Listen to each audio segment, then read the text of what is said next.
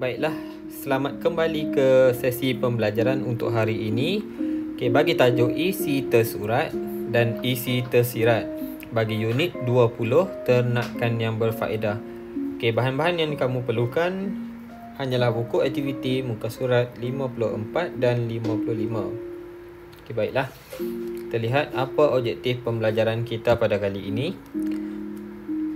Baik, murid dapat mengenal pasti dan memadankan 3 isi tersurat dan tersirat dengan betul.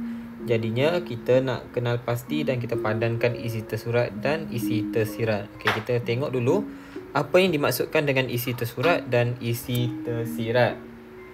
Baiklah, ini paparan di dalam buku teks kamu muka surat 50. Baik, di dalam muka surat 50 ada satu petikan berkaitan dengan hasil ternakan, iaitu kolam ikan dan hasilnya, tajuk. Baik, di sini dinyatakan berkaitan dengan ikan tilapia yang diternak di dalam sangkar di sebatang sungai. Berdasarkan gambar ini adalah gambar ikan tilapia. Baiklah, kita pergi ke tajuk kita, iaitu isi tersurat dan isi tersirat. Pertama sekali kita kena kenal pasti dulu apa kata kunci untuk isi tersurat. Baik, isi tersurat dia nyatakan apa yang kita lihat ataupun kita baca, apa yang kita nampak. Itu adalah isi tersurat. Contohnya di sini awak nampak ni ditulis mereka mencari kawasan sungai yang agak dalam, airnya bersih dan sentiasa mengalir. Yang diwarnakan ni, ini merupakan isi yang tersurat sebab kita boleh lihat di dalam petikan, kita boleh baca dan kita boleh nampak. Jadi awak ternampak untuk perenggan pertama dinyatakan di sini. Itu isi tersurat yang kita nampak, yang kita lihat. Baiklah, untuk kata kunci isi tersirat, tadi tersu, sekarang tersirat. Tersirat ni kata kunci dia mesti ada perkataan supaya, ada perkataan agar, ada perkataan kerana, untuk dan kesannya. Kalau awak tengok di sini, perenggan pertama tadi hanyalah isi tersurat. Dia kata mencari kawasan yang agak dalam, airnya bersih dan sentiasa mengalir. Jadi dinyatakan di sini isi tersirat. Isi tersirat ni tak ada dalam petikan, tak ada dalam gambar, awak tak nampak. Cuma awak boleh fikir yang mana yang sesuai dengan isi tersurat tersebut. Contoh di sini dia kata memastikan bekalan oksigen yang cukup dan mengeluarkan bahan buangan dari dalam sangkar secara semula jadi.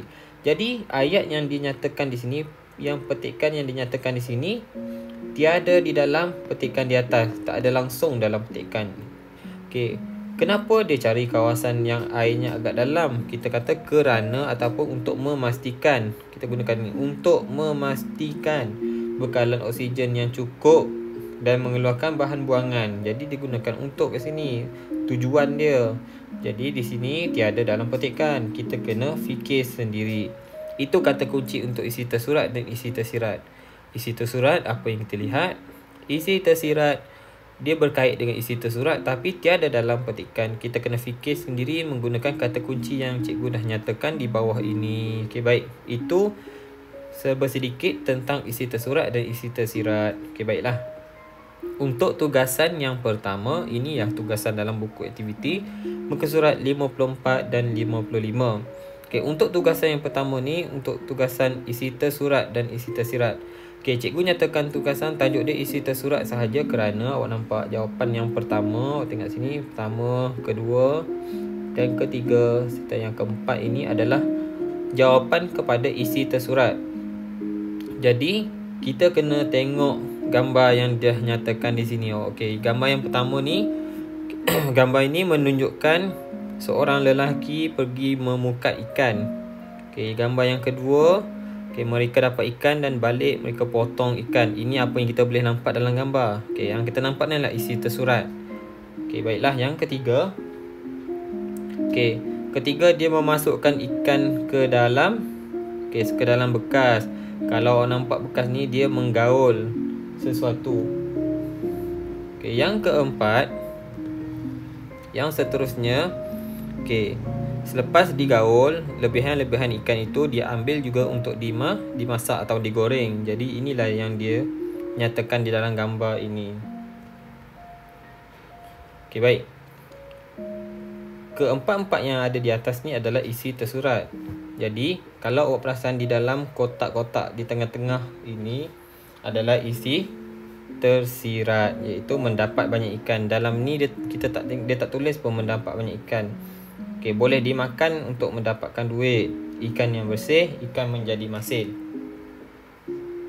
Okey, baik, kita tengok yang pertama. Mendapat banyak ikan ni isi tersurat. Okey, cikgu bintangkan sini supaya kamu tahu ini adalah isi tersirat yang tak ada di dalam gambar ataupun petikan. Mendapat banyak ikan. Jadi kat sini kita tak nampak macam banyak ikan, bukan? Jadi kita kena cari yang mana pernyataan yang berkaitan dengan mendapat banyak ikan. Jadi mencuci ikan dan membelah perut, salah, tak ada kaitan. Memasang pukat, mungkin ada kaitan. Gaul beras dan garam dengan garam dan perak bersama dengan ikan di dalam tong, tak ada kaitan juga. Goreng ikan dan menjual ikan pekasam, itu pun tak ada kaitan. Jadi bila kita ambil satu jawapan, contoh cikgu ambil memasang pukat, kita akan tulis di sini memasang pukat. Okey, pukat. Okay, bila kita pasang pukat, yang awak nampak ni dia pasang pukat, hasil dia yang kita nampak mungkin dia dapat banyak ikan ataupun sikit ikan, itu hasil dia. Tapi sini dia tulis mendapat banyak ikan. Pasang pukat isi tersirat yang awak tak nampak supaya mendapat banyak ikan. Ini cara untuk awak kenal pasti maklumat yang sesuai untuk awak padankan. Okey, untuk yang lain ni awak kena baca, awak kena fahamkan, kemudian awak nyatakan apa jawapan yang sesuai. Itu tugasan awak yang pertama. Okay, baik. Untuk tugasan yang kedua, ini tugasan tambahan kamu, iaitu kuis. Okey, pautan ni cikgu dah letakkan di dalam Google Classroom kamu, ataupun nanti cikgu akan sertakan pautan ni. Okey, pertama sekali kamu klik, kemudian dia akan naik satu paparan begini. Okey, baik. Kemudian kamu baca isi tersurat yang ada di dalam petikan ini. Apa yang kamu baca, itu yang kamu tanda. Okey, kamu tanda saja. Dia ada dua kotak, kamu pilih, kamu klik. Kemudian bila dah klik, kamu ambil gambar, kamu tekan habis di sini, kamu tekan finish ni. Kemudian lepas kamu dah tekan, dia akan naik satu jawapan.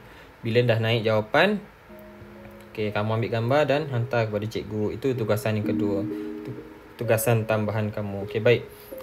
Kamu hanya ada dua tugasan. Tugasan yang pertama tadi dan tugasan yang kedua iaitu kuis. Okey, itu saja daripada cikgu. Okey, sekian, terima kasih. Semoga kita berjumpa lagi pada masa yang akan datang.